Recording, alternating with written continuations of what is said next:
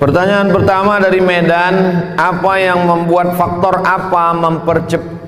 apa yang membuat penyebaran Islam itu cepat di Nusantara?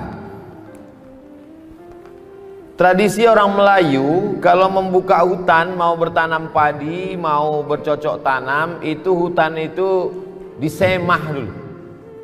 Orang Riau tahu disemah. Disadakan sajen sesembahan untuk jembalang tanah hantu-hantu penjaga hutan. Hai hantu segala hantu, tolong nanti angin ini jangan kencang supaya apinya yang terbakar ke sana. Tolong nanti maka dipotongkanlah di situ kepala kambing.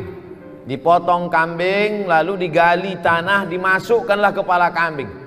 Jadi kalau ulama itu dulu datang membawa parang panjang lalu mengatakan ini syirik, ini adalah haram, mungkin hari ini orang Riau tidak menyembah Allah tapi masih menyembah hantu, karena dai-dai itu akan mati. Lalu bagaimana metode yang dipakai ulama dulu? Datanglah ulama ke Siak, lalu melihat orang Melayu masih memotong kepala kambing masuk ke dalam, ditanya, apa yang kau masukkan ke dalam tanah itu? Kata orang Melayu, aku memasukkan kepala kambing. Oh, masukkan aja darahnya ke dalam. Terus kepala kambingnya tuh, kepala kambing kasih ke aku. Itulah asal muasal kepala kambing dikasih ke ustadz kalau kenduri. Maka kalau antum kenduri, acara akikah, acara walimah di Riau ini, ustadz pasti dikasih kepala kambing. Kenapa kepala kambing itu berpindah dari dalam tanah naik ke piring ke depan ustadz? Karena ustadz dapat menjamin bahwa hantu ini cukup dikasih darah saja, tanpa harus membawa pedang mengatakan perbuatan ini syirik, ini adalah sesat, neraka jahanam, kau berarti enggak, dengan cara yang lembut. Maka apa kata Allah dalam Al-Quran? Walau kunta fazzan ghalizal qalbi, kalau kau dengan cara yang kasar, lam faddu min haulik, pastilah mereka akan meninggalkanmu. Wa qula lahu qawlan layyina, ucapkanlah kata-kata yang lembut, la'allahu yatadzakkara aw yakhsha, mudah-mudahan mereka menjadi ingat Allah dan takut kepada Allah. Itu salah satu sampel contoh di Sumatera. Bagaimana dengan di Jawa? Sunan Kudus tahu bahwa di Kudus ini orang Hindu banyak, maka dia buat menara masjidnya itu candi. Saya sampai ke menara Kudus, saya tengok memang betul candi. Supaya apa? Supaya orang Hindu tidak merasa asing dengan bangunan itu. Akhirnya mereka datang, familiar. Mereka lihat, oh ini biasa, tempat ibadah kami pun begini. Mereka mulai intip-intip ke dalam. Mereka lihat di dalam. Mereka biasanya pakai gending, pakai gamelan. Ternyata di dalam ada juga wayangnya. Dikemas cerita-cerita Nabi dan sahabat dalam bentuk wayang kulit. Lalu kemudian dipukulkan gending. Maka kita mengenal ada istilah sekaten. Sekaten diambil dari syahadatain, asyhadu an la ilaha illallah wa asyhadu anna muhammadan rasulullah. Dia tahu orang Jawa suka menyanyi-nyanyi. Antum kalau di masjid di Pekanbaru itu habis azan tak ada suara, berhenti. Orang sholat qabliyah, habis itu baru iqamat. Tapi kalau antum pergi ke daerah Indragiri Hulu, ke Rokan Hulu, di daerah yang banyak orang Jawa, itu habis azan salatullah, dapat dipastikan itu orang Jawa. Kenapa? Suka mereka menyanyi-nyanyi. Maka nyanyi-nyanyi itu dirubah, yang sebelumnya syair-syair bahasa Jawa tetap dengan bahasanya, tapi maknanya. Itulah yang mempercepat proses Islam yang pertama, dengan cara kelembutan dan local wisdom, kebijaksanaan lokal. Yang kedua, langsung pucuk kekuasaannya itu mereka genggam. Jadi kalau di Pulau Sumatera langsung sultannya itu. Maka dalam teori sosiolog Abdurrahman Ibn Khaldun, ar-ra'iyah ala dini mulukihim, rakyat mengikut agama raja-rajanya. Kalau sudah raja itu sholat, sampai ke bawah sholat. Kalau sudah raja itu ke masjid, semuanya. Maka hampir semua raja-raja Melayu itu, Raja Minangkabau, Raja Aceh, Islam. Bagaimana dengan di Jawa? Begitu juga Wali Songo menempel ke raja-raja bangsawan-bangsawan Jawa, maka kita kenallah raja-raja Demak, Masjid Demak, Sultan Demak. Mereka Islam lewat kekuasaan. Besok antum kalau masih kosong pagi silakan pergi ke pasar bawah, bukan untuk beli karpet sama keramik, singgah ke Masjid Raya Senaplan. Ketika Sultan Siak 1723 1724, kerajaan Siak Sri Indrapura di Siak. Lalu Sultan menelusuri Sungai Siak, dia tengok ada tapak yang bagus untuk buat pemukiman baru. Berhenti di situ, dibangunlah pasar. Itulah dia namanya Pasar Senaplan. Jangan sebut pasar bawah. Aslinya Pasar Senaplan. Yang pasar bawah itu untuk beli kerupuk sama keripik. Lalu kemudian dia bangun masjid. Masjid itu dibangun oleh Sultan Abdul Jalil. Sultan Abdul Jalil membangun. Tak selesai, meninggal Sultan Abdul Jalil. Dilanjutkan oleh anaknya, namanya Sultan Muhammad Ali Abdul Jalil. Sultan Abdul Jalil punya anak perempuan cantik jelita, namanya Tengku Embong. Tengku Embong yang cantik ini dinikahkan dengan seorang ulama yang datang dari Jazirah Arab, namanya Syarif Usman Shahabuddin. Hasil pernikahan Tengku Embong dengan Syarif Usman Shahabuddin, maka sejak itulah Sultan-Sultan Siak itu di awal namanya bergelar Syarif. Sultan Syarif Qasim.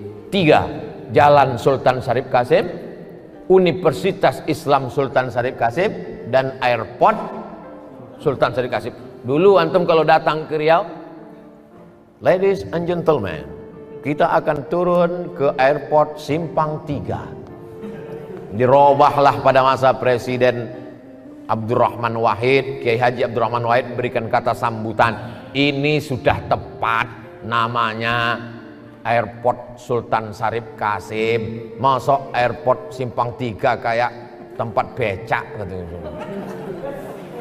Sultan Syarif Qasim. Artinya apa? Ulama itu langsung datang ke pucuk kekuasaan, maka dengan satu kekuasaan mudah. Jadi kalau orang memahami ceramah saya, pahamlah dia mengapa di beberapa tempat saya jadi jurkam kampanye. Paham ya? Oh, connect. Cuman kadang jamaah ini tidak secerdas saya, ini jadi masalah. Paham ya? Ceramah saya tabligh akbar. Tabligh akbar saya ke satu daerah, penuh lapangan sepak bola. Habis tabligh akbar selesai. Tapi ketika saya support satu calon wali kota, calon bupati, calon gubernur, duduk dia, maka setiap kelurahan itu bisa dibangun rumah Quran. Tapi orang banyak tak setuju. Setelah saya telusur-telusur, kok kenapa tak setuju saya mendukung paslon? Kami tak tahan Ustadz dibully. Oh, kalau kau tak tahan dibully, jangan kau baca komen. Ternyata dia tak tahan menghadapi haters. Haters itu bahasa Inggris, bahasa Arabnya syaitan.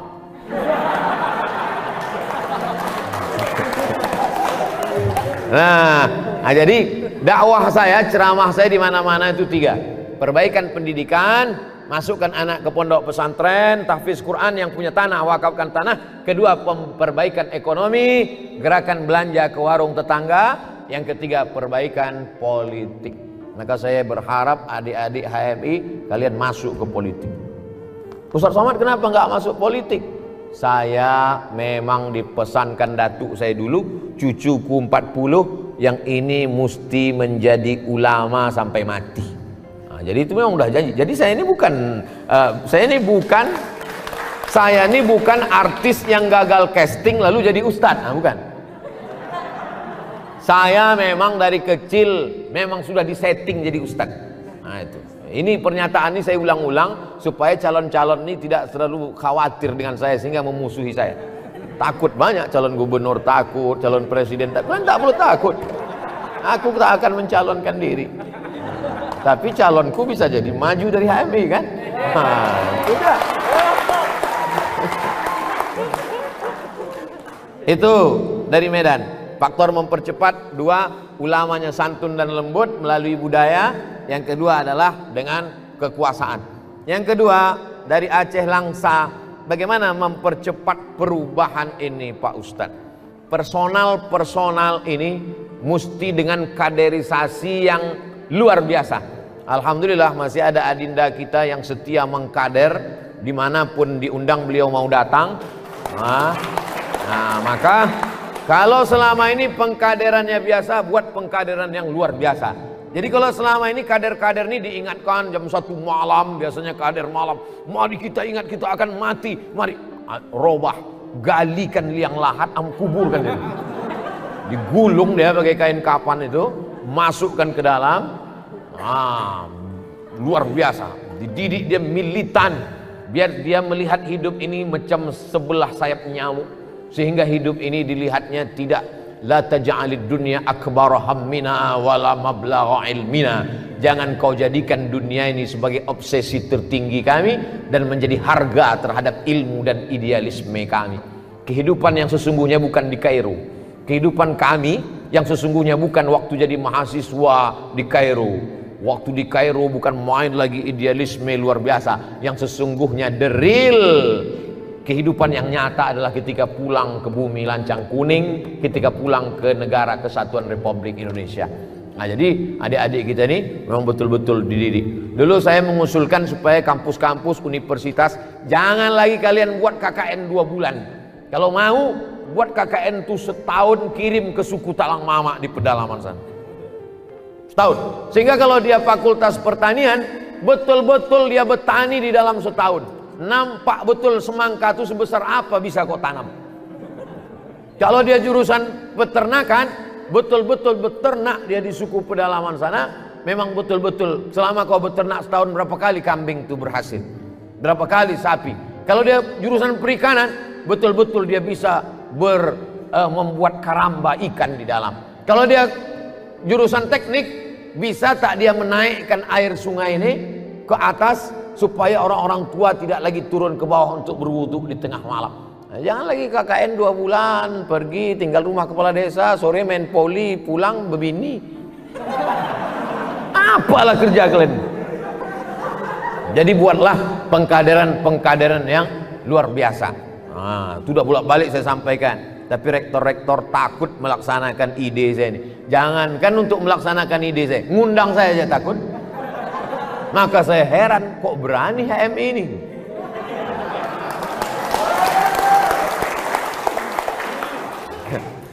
Adinda dari Cianjur, akulturasi. Jadi saya masuk ke suku Akit, ke suku Talang Mama, ke suku Laut, di suku Laut itu seminggu saya masuk ke suku Akit, tidur di dalam. Di suku Talang Mama setiap 6 bulan sekali. Jadi saya tanyalah, bagaimanalah bunyi mantra-mantra kalian? Jadi saya catat itu mantra-mantranya itu. Mantra-mantra. Tapi yang dikasihnya pelet pula. Jampi-jampi. Tak mau pula terbuka. Install add-on Samsung Note kata dia. Nah, tapi di situ ada ujungnya adalah berkat la ilaha illallah.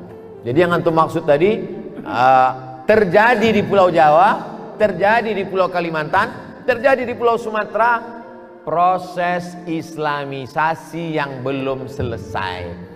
Jadi dai masuk ke dalam hutan, dia hanya baru sampai menjelaskan la ilaha illallah Muhammadur Rasulullah, belum sampai masuk fikih sholat.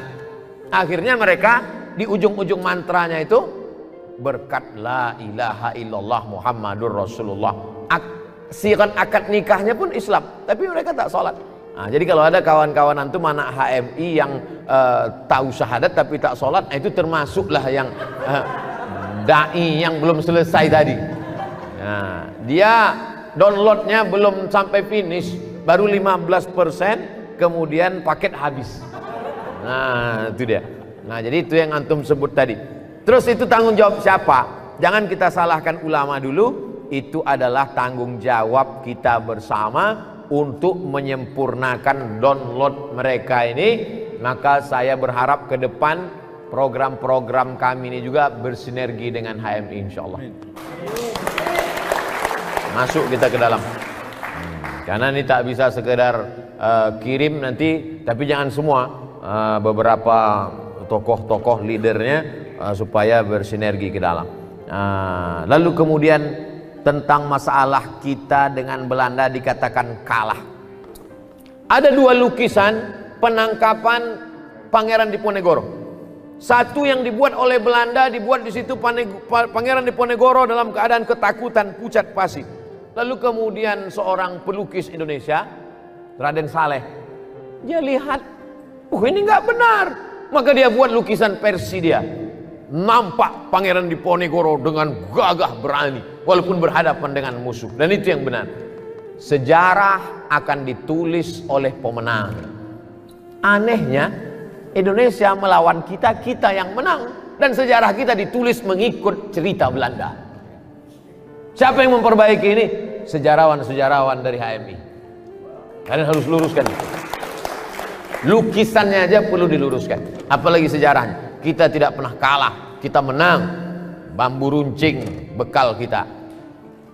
Seorang ahli zikir tidak hanya sekedar berzikir di masjid, tapi dia berzikir menggetarkan jamaah. Maka Belanda melihat orang ini berbahaya. Dia adalah mursyid tarekat khalwatiyah. Khalwat artinya bersunyi-sunyi dengan Allah. Merasa sunyi di tengah keramaian. Nampaknya ramai, tapi sunyi hanya karena berdua dengan Allah SWT. Nampaknya sunyi sendiri, tapi ramai karena berdua dengan Allah SWT. Maka disebut dengan tarekat khalwatiyah. Dia menyebarkan Islam di Sri Lanka.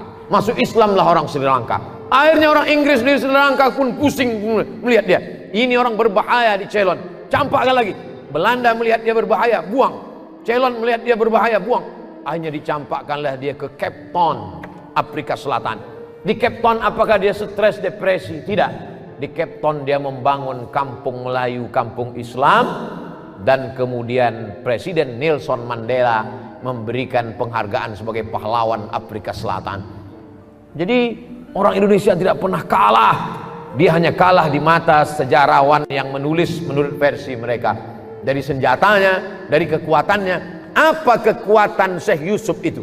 Kekuatannya ada pada la ilaha illallah Muhammadur Rasulullah. Kalau Allah besar di dalam hatimu, maka dunia ini kecil di depan matamu. Kalau Allah besar dalam jiwamu, maka segala permasalahan dunia ini hampa, kecil materi ini, tak ada apa-apanya. Itulah yang mesti ditanamkan dalam. Tapi dia tidak sekedar orasi saja. Karena kalau sekedar pelatihan nanti bisa aja jam tengah malam. Besarkan Allah dalam hatimu. Dunia kecil. Begitu datang duit sekoper, besar juga dunia ini.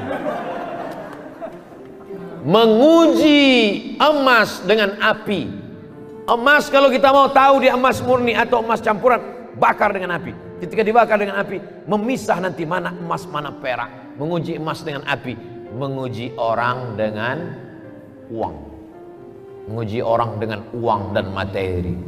Di saat materi itu datang, disitulah baru nampak mana yang sesungguhnya HMI asli dan mana HMI yang ijuk saja.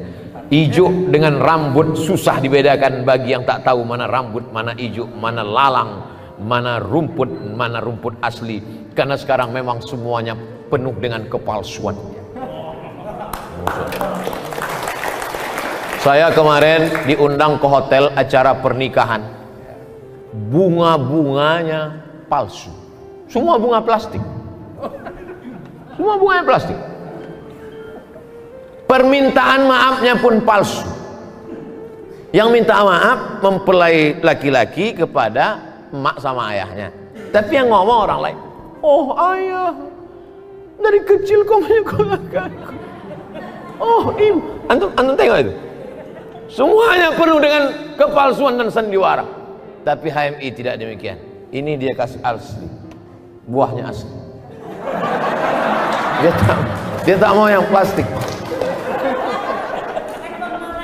Hah? Apel Malay apple. Hah? Asli.